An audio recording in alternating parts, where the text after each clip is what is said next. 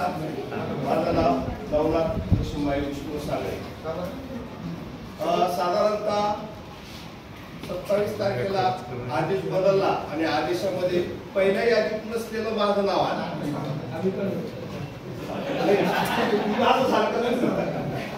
नाव आल्यानंतर पहिला फोन केला मुख्याध्यापकांना, कोणाला विचारून माझं नाव दिलं. ते म्हणजे मला काहीच माहित नाही, तुम्ही किती सरांना फोन केला. किती सरांना फोन केला, किती सर म्हटलं सर मी टिटवाळ्याला आलो आहे, मुलीचा आता कालच पेपर झाला आहे, मला येणं शक्य नाही. सरांनी सांगितलं तुम्ही शालेय वेळेत येत नाही, सुट्टीच्या वेळेत आहे, सहकार्य करा पण ट्रेनिंग द्या. म्हणजे तुमच्यासारखी माझी परिस्थिती अजिबात इच्छा नव्हती.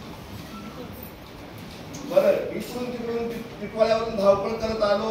नाशिकला जेव्हा ट्रेनिंग घेतलं स्वाहा असा आनंद झाला. त्यांनी गाणे घेतले आणि सांगितलं खाली गाणे घ्यायचे नाही. मग खाली काय घ्यायचं हा प्रश्न पुढे उभा राहिला. खाली काय घ्यायचं. ट्रेनिंग झालं, त्यानंतर प्रशिक्षणाला सुरुवात झाली. आमच्या सर्वांचं नशीब चांगलं की आम्हाला ऐकून घेणारे आणि सहन करणारे प्रशिक्षणार्थी दोन्ही टप्प्यामध्ये. 3 दिवसामध्ये आपण काय घेतलं. 2 रस्ते आहेत नाशिकला जाण्याचा. एक होता सोनवणे सरांच्या पुलाचा आणि एक होता आमच्या पुलाचा. दोघांचे रस्ते वेगळे आहेत, दोघांचे आरपी वेगळे आहेत, दोघांनी वेगवेगळ्या प्रकारे शिकवलेलं आहे. म्हणजे जे 1 नंबरच्या पुलात झालंय ते 2 नंबरच्या पुलात झालं असेलच असं नाही, आणि जे 2 नंबरच्या पुलात झालंय ते 1 नंबरच्या पुलात झालं असेल. हो, आणि आता तुम्ही तुमच्या मित्राला किंवा मैत्रिणीला विचारा तुमच्याकडे वेगळं काय झालं, म्हणजे तुम्हाला त्याचा शोध लागेल. ही गोष्ट फार महत्वाची आहे. जो तो ज्याच्या त्याच्या पद्धतीने आम्ही जास्तीत जास्त देण्याचा प्रयत्न केला. 75% निपुण महाराष्ट्र, बरोबर ना. पण आपण वेगळे विचारधारा घेऊन जातोय 100% निपुण महाराष्ट्र. आपल्या वर्गाचं आपण वाक्य बनवलं आहे. आणि किती तारखेला 27 जूनला 100% पहिलीचा वर्ग आपल्याला प्रगत करायचा आहे. 95 सुद्धा नाही. मला सगळ्यात जास्त आनंद झाला पूल क्रमांक 2 मधले कुठे भाषण केलं नाही. त्याचं कारण सांगतो ते असं म्हणणं असं आहे आम्ही बोलून नाही दाखवणार.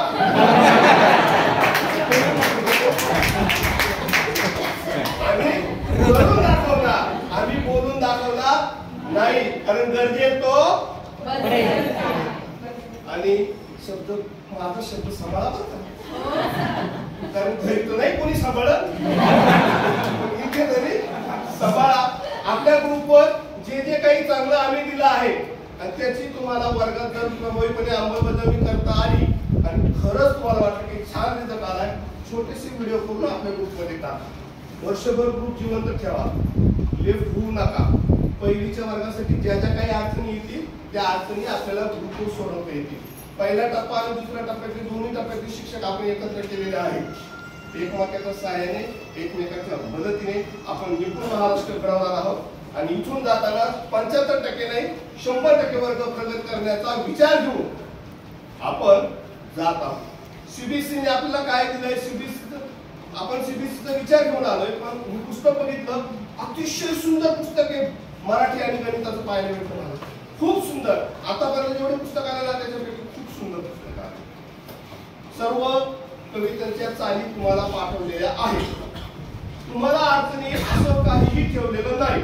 तरी सुद्धा अडचण आली तर सकाळी 8 आणि रात्री 10च्या वेळेच्या आत फोन करायचा. कृपया 10 नंतर कोणीही फोन करायचा नाही.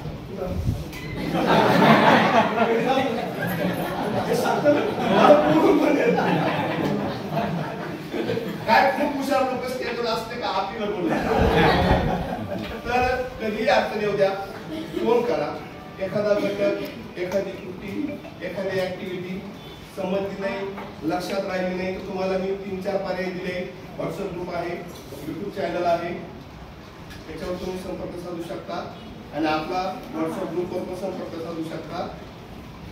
आणि एक करा, वर्गातली 10 मुलं का व्हायला पण मंथनला बसवा. उद्या नापास होतील पलीकडे काहीच होणार नाही. मंथनला बसवा. मुलांना स्पर्धा परीक्षेची तयारीची एक आयडिया येते आणि मी असं अफवा ऐकली की चौथीला शिष्यवृत्ती परत येते. म्हणजे आपण अफवा अजून आपल्यापर्यंत पत्र आलं नाही, पण चौथीला मात्र शिष्यवृत्ती येऊ शकते. नाही आली मंथनचं करा, तयारी करा, मुलं छान पेपर सोडवतात. माझ्या पहिलीचा मुलगा जिल्ह्यामध्ये 4था आलेला आहे, राज्यामध्ये 9वा आलेला आहे. मुलं करतात. मातापाळ मीटिंग घेतली आणि मम्मींची सुरू झाली, एवढा येईल, त्याचं कसं होईल, एवढी मोठी परीक्षा कसं येईल, मुलं नापास होईल, याच्या पलीकडे काहीच नाही. त्यांचा जो गैरसमज आहे पालकांचा, फक्त शिक्षकांची मुलं मंथनला पहिले येतात, हा विषय पुसून टाकला. शिक्षकांचे मुलं येत नाही, प्रयत्न जर केला तर सर्वसामान्य घरातला मुलगा सुद्धा, आज जो माझ्या जिल्ह्यात पहिला आलाय ना, तो वर्गात सुद्धा टॉप मध्ये नव्हता. आणि जो वर्गात टॉप मध्ये होते ना, त्यांचे आई वडील हँग झाले. मग मी विचारतो, आम्ही ह्यावेळेस बेसावत होतो, पुढच्या वेळेस असे 8 पालक तयार झाले, पुढच्या वेळेस आमच्याच मुलाचा येणार. अच्छा, हे ह्या वर्षी जे काल पुढच्या वर्षी जास्त येईल. स्पर्धा परीक्षेची मुलांची तयारी करून घ्या, बेसिक संकल्पना, बेसिक घटक शिकून घ्या. किती धोरण बदलले, किती अभ्यासक्रम बदलले, किती आयोग आले, न्यास आकलन उपयोजन आलंच पाहिजे. वाचन, लेखन, गणन ह्या गोष्टी जर आपल्या वर्गात आल्या ना, कोणताही अधिकारी येऊ द्या, पण आपला वर्ग काय करायचा आहे, निपुण. किती टक्के? एवढ्या वाक्यावर